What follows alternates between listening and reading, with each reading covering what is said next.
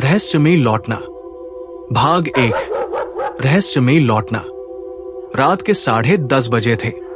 Monsoon का मौसम था और आसमान में बिजली कड़क रही थी। अनिरुद्ध चौधरी, जो एक पत्रकार था, सालों बाद अपने पैतृक गांव भीरापुर लौटा था। ये गांव अब लगभग वीरान हो चुका था। लोग कहते थे कि वहां अब कोई नहीं रहता, क्योंकि कुछ है वहां जो इंसानों को रहने नहीं देता। अनिरुद्ध के माता पिता का बचपन यही बीता था। उन्होंने गांव छोड़ दिया था जब वे जवान थे, लेकिन उन्होंने कभी उस गांव का जिक्र अच्छे लहजे में नहीं किया।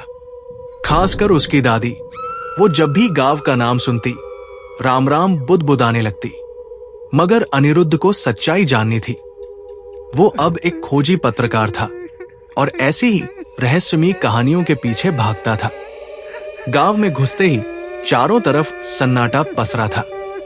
टूटे हुए मकान, जर्जर कुएं और वो पुराना पीपल का पेड़, सब कुछ वैसा ही था जैसा उसने तस्वीरों में देखा था। लेकिन एक अजीब बात थी, गांव पूरी तरह वीरान तो नहीं था। कुछ घरों की खिड़कियों से हल्की रोशनी आ रही थी, जैसे वहां कोई हो। अनिरुद्ध ने सोचा शायद कुछ लोग अब भी वहां रहते हैं, लेकिन जैसे ही वो एक घर के पास पहुंचा, वहां की खिड़की अचानक बंद हो गई। अंदर से किसी औरत की धीमी गूंजती आवाज आई। तू क्यों आया है लौटकर? तुझे नहीं पता ये जमीन अब किसकी है? अनिरुद्ध चौंक गया। उसने जोर से आवाज लगाई, कौन है अंदर? मैं पत्रकार हूं, सच जानने आया हूं। मगर जवाब में सिर्फ एक अजीब सी फुसफुसाहट आई, जैसे कोई पुरानी दबी हुई सांसें छोड़ रहा हो। तभी आसमान में बिजली चमकी और उसने देखा उस घर की दीवार पर खून से कुछ लिखा था, जो भी लौटा कभी नहीं लौटा। अनिरुद्ध की आंखें दीवार पर लिखे खून के उन शब्दों पर जमी थी, जो भी लौटा कभी नहीं लौटा। एक ठंडी लहर उसके रग-रग में दौड़ गई। हवा सिसकारियों की तरह चल रही थी और हर झोंका मानो कोई संदेश दे रहा था, भाग जा। मगर अनिरुद्ध वही तो नहीं था जो डरकर पीछे हटे। वो अपने कैमरे और रिकॉर्डर के साथ गांव की बीचों बीच बने उस पुराने पीपल के पेड़ की ओर बढ़ा, जिसके बारे में कहानियां मशहूर थी।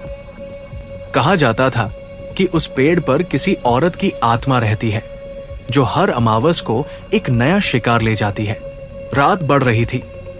आसमान में काले बादलों की चादर और गाढ़ी हो गई थी। जैसे ही अनिरुद्ध उस पीपल के पास पहुंचा, पेड़ की जड़ों के पास उसे कुछ झिलमिलाता दिखाई दिया। एक लाल रंग की चूड़िया और उसके ठीक पास ताजे खून के छिंटे। यहां कोई अभी अभी आया है।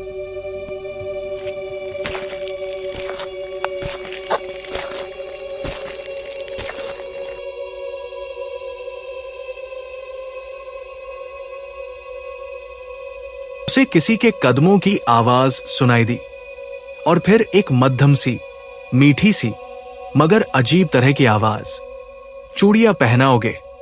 अनिरुद्ध, वो चौंका। किसी ने उसका नाम लिया था, मगर यह नाम तो गांव में कोई जानता ही नहीं। वो पलटा, पर वहां कोई नहीं था। कौन है? सामने आओ, उसने चिल्लाया। और फिर बिजली चमकी। उसने देखा सामने पीपल के ठीक नीचे एक औरत खड़ी थी। लाल साड़ी, उलझे बाल और चेहरा पूरी तरह काले घूंघट में ढका हुआ। क्या तुम इंसान हो? अनिरुद्ध ने धीरे से पूछा। औरत ने सिर झुका लिया, फिर धीरे धीरे उसकी तरफ बढ़ने लगी। हर कदम पर उसकी चूड़ियां बज रही थी। Click click click. अनिरुद्ध ने पीछे हटना शुरू किया और तभी उस औरत ने अपना घूंघट उठाया। उसका चेहरा नहीं था, सिर्फ एक गहरा काला गड्ढा, जिसमें मानो सैकड़ों चीखें घुमड़ रही थी। अनिरुद्ध चीखा और दौड़ पड़ा। भागते हुए उसने देखा हर घर की खिड़की अब खुली थी। और उनमें चेहरे नहीं बल्कि आंखें थी, अकेली, चमकती, खून से लाल आंखें जो बस उसे देख रही थी।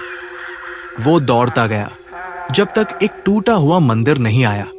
उसने अंदर घुसकर दरवाजा बंद कर लिया और कांपते हुए जमीन पर गिर पड़ा। और तब मंदिर के अंदर से एक बूढ़ा पुजारी निकल कर आया जिसके शरीर का आधा हिस्सा जला हुआ था।